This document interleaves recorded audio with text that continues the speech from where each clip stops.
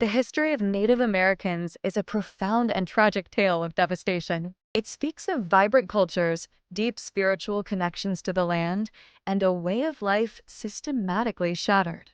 This narrative is often overlooked, relegated to footnotes in the grand story of a nation's founding. It is a story of the systematic destruction of indigenous populations across two continents. From the moment of first contact, a relentless campaign of violence, displacement, and cultural erasure began. This process, spanning centuries, fits the definition of genocide. The scale of this devastation is immense, yet it remains largely unacknowledged in mainstream historical accounts. We must confront this uncomfortable truth to understand the full scope of American history. This is not merely a historical footnote, but a foundational trauma. To truly comprehend the past, we must accurately describe these events for what they were. The term genocide is not used lightly. It reflects the deliberate and systematic nature of the destruction. It is a term that demands our attention and our remembrance. The arrival of European settlers in the Americas marked an irreversible turning point. It heralded the beginning of an era that would forever alter the course of indigenous civilizations. The consequences of this encounter were immediate and catastrophic.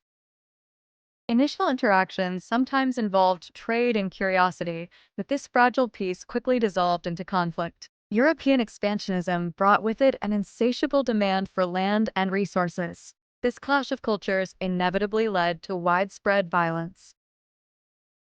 However, the most devastating weapon was not steel or gunpowder, but disease. Pathogens like smallpox, measles, and influenza, to which native populations had no immunity, swept through communities with terrifying speed. Entire villages were wiped out in mere weeks.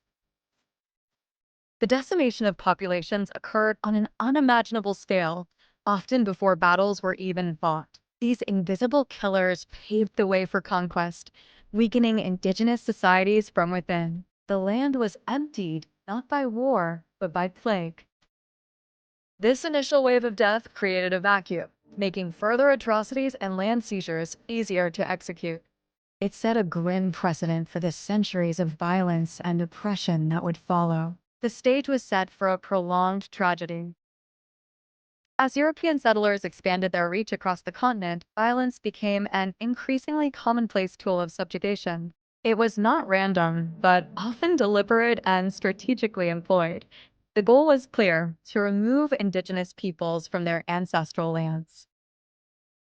One of the most horrific examples of this systematic violence was the deliberate distribution of smallpox-infected blankets. This act of biological warfare was a calculated attempt to decimate native populations. It was a cruel and effective method of extermination. Further incentivizing murder, bounties were offered for Native American scalps. This barbaric practice turned the killing of indigenous people into a profitable enterprise. It dehumanized native lives and encouraged widespread slaughter. Massacres like Sand Creek in 1864 stand as grim reminders of this brutality. Unarmed Cheyenne and Arapaho villagers, including women and children, were brutally murdered by U.S. volunteer soldiers. It was an act of unprovoked savagery. Similarly, the Wounded Knee Massacre in 1890 marked a tragic end to the Plains Indian Wars. Hundreds of Lakota men, women, and children were killed by the U.S. Army. These events are not isolated incidents, but part of a pattern of extermination. The Indian Removal Act of 1830 codified a policy of forced displacement, leading to immense suffering. This legislation authorized the U.S. government to negotiate treaties that would forcibly relocate Native American nations. It was a thinly veiled pretext for land theft. The most notorious consequence of this act was the Trail of Tears. This forced march of thousands of indigenous people from their ancestral lands in the southeastern United States to Indian Territory in present-day Oklahoma is a dark chapter in American history. Thousands of Cherokee, Creek, Choctaw, Chickasaw, and Seminole people were uprooted from their homes. They were driven westward under harsh conditions, often with little food or shelter. Their suffering was immense and deliberate. During this brutal, forced march, thousands perished from disease, starvation, and exposure. The elderly, the very young, and the infirm were particularly vulnerable. Their deaths were a direct result of government policy and military enforcement. This displacement and death were not accidental. They were a direct result of government policy designed to clear land for white settlement. It was a calculated act of ethnic cleansing, driven by greed and manifest destiny. The scars of this removal run deep. Beyond physical violence and forced removal, a systematic campaign of cultural genocide was implemented. The aim was to erase indigenous identities, languages, and spiritual practices. This was an attack on the very soul of Native nations. Boarding schools, established in the late 19th and early 20th centuries, were central to this effort. Native American children were forcibly removed from their families and communities. They were subjected to harsh discipline and forbidden to speak their native languages. The explicit aim of these boarding schools was assimilation into European American culture. Children were stripped of their traditional clothing, given new names, and taught to reject their heritage. The motto was, "Kill the Indian, save the man." Native religions and spiritual practices were systematically banned and suppressed. Sacred ceremonies were outlawed, and traditional healers were persecuted. This denial of spiritual freedom was a profound violation of human rights.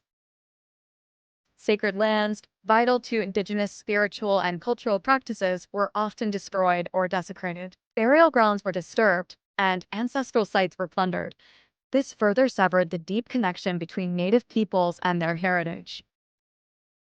Sovereignty, the inherent right of self-governance, was systematically stripped from Native American nations. Treaties were broken, and tribal governments were undermined. This erosion of autonomy left communities vulnerable and disempowered. Finally, confinement to reservations further isolated Native Americans and severely limited their opportunities. These lands were often barren and insufficient, designed to control and contain rather than to foster prosperity. The reservations became symbols of enduring hardship. The injustices against Native Americans did not end with the 19th century. They persisted well into the 20th century and beyond. The legacy of genocide continues to shape their lives today. The struggle for justice is ongoing. Remarkably, Native Americans were not granted full U.S. citizenship until 1924, and even then, voting rights were often denied for decades. They were treated as foreigners in their own land, denied basic civil liberties. This exclusion perpetuated their marginalization. Their lands, often rich in natural resources, continued to be seized for resource extraction. Mining, logging, and oil drilling often occurred without tribal consent, devastating ancestral territories. This exploitation continues to this day. This history of land theft and systemic oppression perpetuated economic hardship across Native communities. Generations have faced poverty, lack of infrastructure, and limited access to education and healthcare. The cycle of disadvantage is difficult to break. Today, Native Americans continue to face pervasive discrimination and struggle for recognition of their rights and sovereignty. Their voices are often unheard, and their concerns are frequently dismissed. The fight for equity is far from over. Examples like the Standing Rock protests against the Dakota Access Pipeline highlight ongoing battles for land and water rights. The crisis of missing and murdered Indigenous women and girls also underscores the systemic violence and neglect that persists. These are not historical issues, but present-day realities. The population collapse of Native Americans from an estimated over 10 million before European contact to fewer than 300,000 by the turn of the 20th century is a stark testament to the scale of the genocide. This demographic catastrophe is unparalleled. This dramatic decline is not merely a statistic. It represents the loss of countless lives, cultures, languages, and knowledge systems. It is a wound that continues to bleed through generations. The magnitude of this loss is immeasurable. The effects of this historical trauma continue to manifest in pervasive poverty, ongoing land theft, and systemic inequality. These are not isolated problems, but direct consequences of centuries of genocidal policies. The past informs the present. Remembering this history, acknowledging its true nature, is crucial for achieving justice and healing. We cannot move forward without first confronting the truth of what happened. This remembrance is an act of profound respect. Recognizing the Native American experience as a genocide is a vital step towards reconciliation and a more honest understanding of history. It demands accountability and a commitment to rectifying past wrongs. This recognition is long overdue. This was more than colonization. It was a genocide. The Native American story must never be forgotten. If we want to stop future atrocities, we must learn from the past.